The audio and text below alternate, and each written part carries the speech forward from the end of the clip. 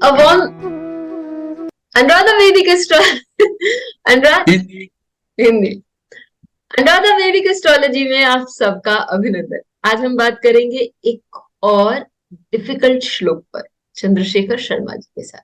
तो चलिए शुरू करते हैं हम आज का अपना ये पॉडकास्ट। सर प्रणाम, आपका बहुत नमस्कार। बहुत अभिनंदन। सर सबसे पहले आप हमेशा हम लोगों को कोई एक ऐसा श्लोक देते हैं जो कि डिफरेंट हो, डिफिकल्ट हो और उसका हमें विश्लेषण करना पड़ता है।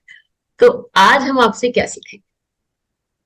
आज हम दारिद्र्य योग क्या है सीखेंगे। अभी तक राजयोग हमने बहुत देख लिया और कई बार मैंने देखा है कि जातक ऐसा पूछते हैं कि भाई मेरा राजयोग है, ये सफल क्यों नहीं। तो यहाँ पर मेरी ऐसी इच्छा थी कि लोग ये भी समझे कि जब राजयोग होता है तो दारिद्र्य योग भी रहेगा। जैसा हमारा पैदा होने का योग रहता है जो लग्न में होता है, तो हमारे यहाँ से जाने का भी योग रहेगा।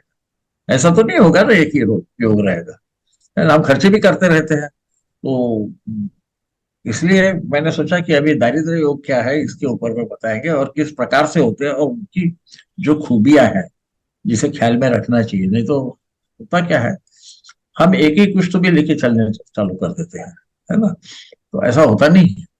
तो क्यों नहीं होता, उसी के बारे में है। और जातक पारिजात ने कहा है, पहले वो बोलते हैं केचिद योगा राजयोग से भंगा। कुछ योग जो रहते हैं वो राजयोग का भंग कर देते हैं। कुछ योगों को रेखा योग कहा जाता है, कुछ योगों को दारिद्र्य योग कहा जाता है ना? और रेखा नाम के दारिद्र्य योग रहते हैं। फिर कुछ योगों को प्रेष्य योग कहा है। प्रेष्य है ना नौकर। नौकर का मतलब कि उसके पास धन संपत्ति प्रचुर प्रमाण में नहीं रहेगी, उसको दूसरे के जो हम क्या कह सकते हैं, ऑर्डर कह सकते हैं, उसके जो हुक्म है उसके उसका मान्य करना। हाँ। पालन करना पड़ेगा। और वो लोएस्ट लेवल को रहेगा, सबसे नीचे के स्तर को रहेगा। और कुछ योग जो है उनको कीमत ध्रुव योग कहा जाता है। इस प्रकार से चार प्रकार के योग है। राजयोग भंग के, रेखा योग है, प्रेष्य योग है और कीमत ध्रुव। और ये जो है वो जातक के जो भी योग रहते हैं उनका भंग कर सकते हैं। भंग का मतलब पूरा तो शून्य कुछ भी नहीं होता दुनिया में, इसको हम्म। भी ज्योतिष के ख्याल में रखे, वरना फिर गड़बड़ हो जाती है।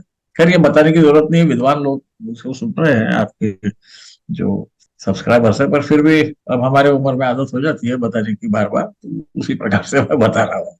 तो ये शुभ योगों को भंग करते हैं या शुभ योगों का परिणाम कम करते हैं सर। अब ये क्या रहते हैं, उसमें की क्या खूबियां, वो देखने की कोशिश करेंगे ताकि हम समझे कि कुछ तो भी आधा अधूरा योग पढ़ के वो मेरे इसमें है। ये ना राजयोग के बारे में भी सोचना चाहिए, ना ये दारिद्र्य योग के बारे में। तो देखिए यहाँ क्या मजा होती है। तो अगला आपको यदि स्लाइड दिखाएंगे तो उसमें हमने लिया है। तो ये दो तीन प्रकार के राजयोग है।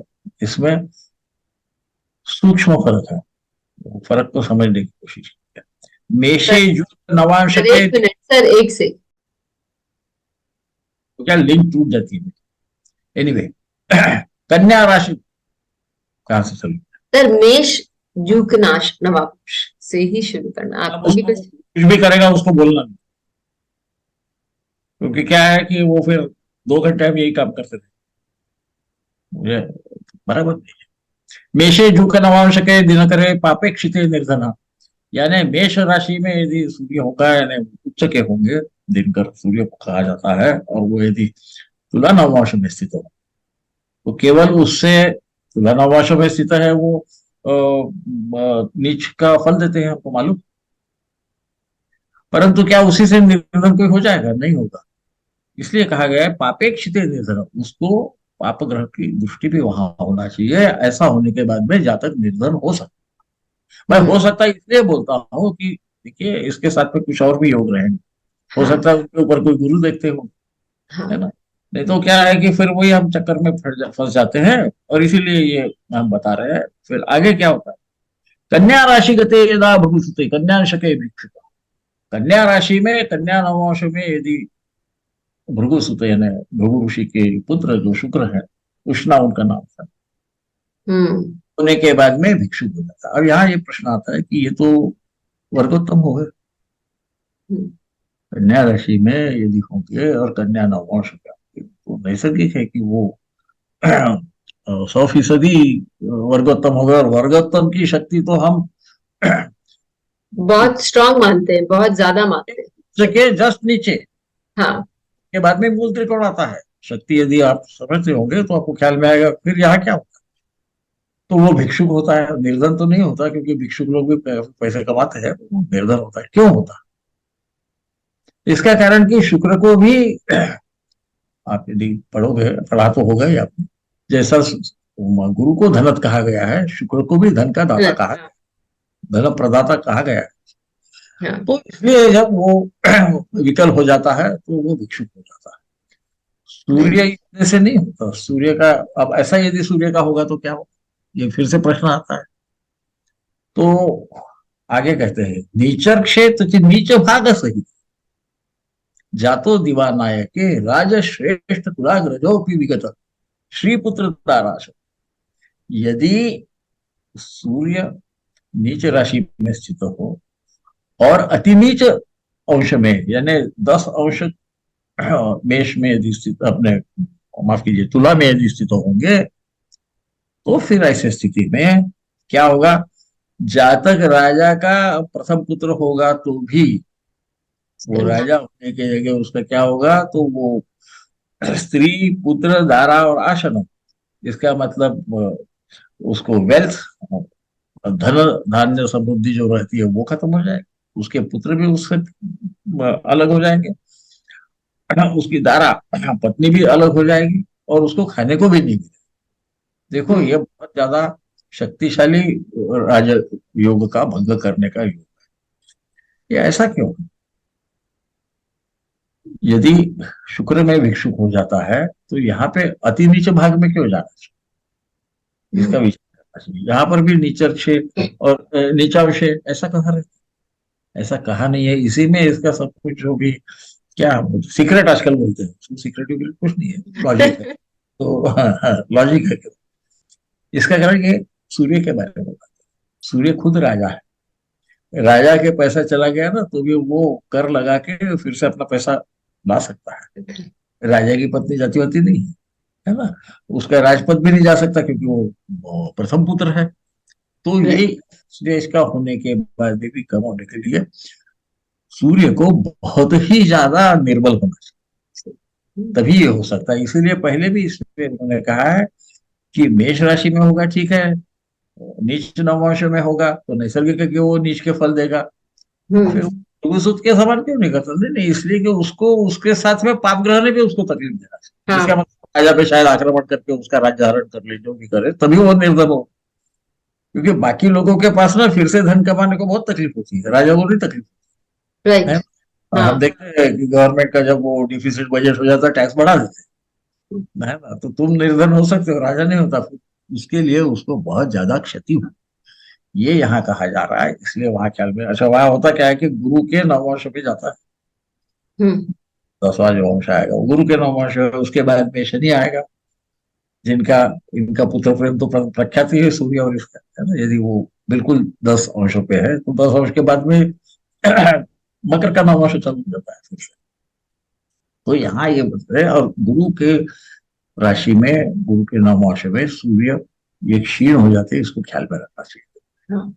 हम उसको इसलिए नहीं समझ पाते कि हम, क्योंकि ऐसा कहा नहीं गया। पर देखो सिंहस्थ में शादियां नहीं, पर सिंहस्थ में यदि शादी करना है तो सूर्य जब जब गुरु के नववंश में होगा उसको शादी कर सकते हैं। धनुर्मास में जब उसको खार मास भी बोलते हैं,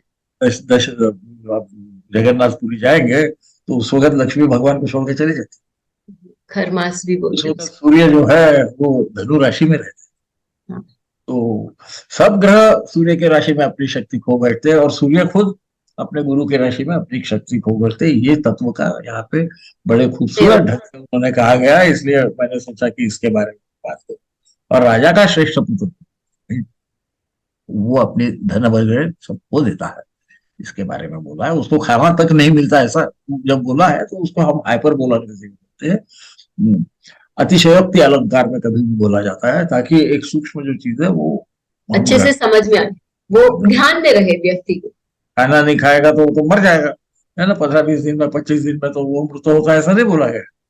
इसका मतलब उसको खाना मिलने में तकलीफ होती है, या जो खाना उसको खाने की आदत है वो खाना नहीं मिलता। इस प्रकार से इसको हमने लेना चाहिए, है ना। तो इसलिए मैंने सोचा कि राजयोग तो बहुत हो गए, तो थोड़ा दारिद्र्य रोग का भी कथन कर दे। ये बहुत सुंदर, और इससे हमें ये चीज समझ में आती है कि हम अलग अलग ढंग से दारिद्र्य योग कैसे देख सकते हैं। एक दूसरा, हमने देखा कि राशि में ऊंचा लेकिन नवांश में नीचा, या राशि और नवांश दोनों में वर्गोत्तम होने के बाद यदि वो नीच का है। और एक हमने पॉइंट टू पॉइंट अपने डेबिलिटेशन, डीप डेबिलिटेशन पॉइंट का भी देखा, यानी आपके जो राजभंग योग हो रहे हैं उनमें भी कितनी प्रकार के वो राजभंग योग है। और दूसरा, यदि आपने गौर किया तो सब जगह नवांश स्टैटिक था, यानी कि नवांश साथ साथ पढ़ा जा रहा था D1 के साथ। यदि हम नवांश का अध्ययन नहीं करते, सर के इस श्लोक से हमें यह भी समझ में आता है कि नवांश का अध्ययन करना जरूरी है, ताकि आप अच्छी रीडिंग सही ढंग से कर सकें, है ना सर? हाँ, इसका कारण ऐसा है ना कि ऐसा बोलते हैं ना, इंदु सर्वत्र बीजा भो लग्नम च कुसुम प्रभ फले न सदृशो षष्ठ। उसका फल जो है वो नववर्ष है। और फिर आगे भी बोला है कि भाव रसु स्वादु रसस्फुट। तो मैं ये कह रहा हूँ, ये भी सब देखने के बाद कभी कभी ऐसे योग होने के बाद में भी वो आदमी आपको धनाढ्य दिखेगा।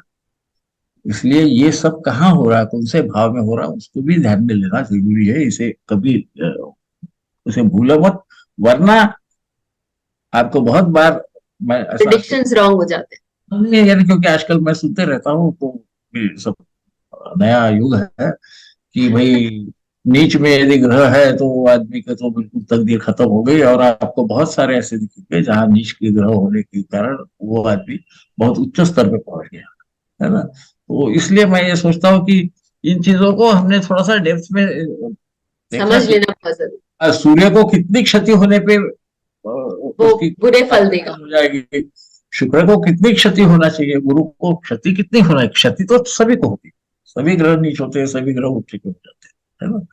तो इसलिए इसको देखते हुए हम चलेंगे तो उसमें हमको थैंक यू बहुत, सो मच, प्रणाम हाँ, सर। मदद हो जाएगी, मदद हो जाएगी, गलती नहीं होगी। Thank you. अब उस पे बेल यदि आइकन किसी को ने दबाएं कमेंट किया ताकि तो आपको वीडियोस की अपडेट मिलती रहे। हमारे वीडियोस को लाइक करें, शेयर करें, उन पर कमेंट करें और हमारे चैनल को सब्सक्राइब करना न भूलें।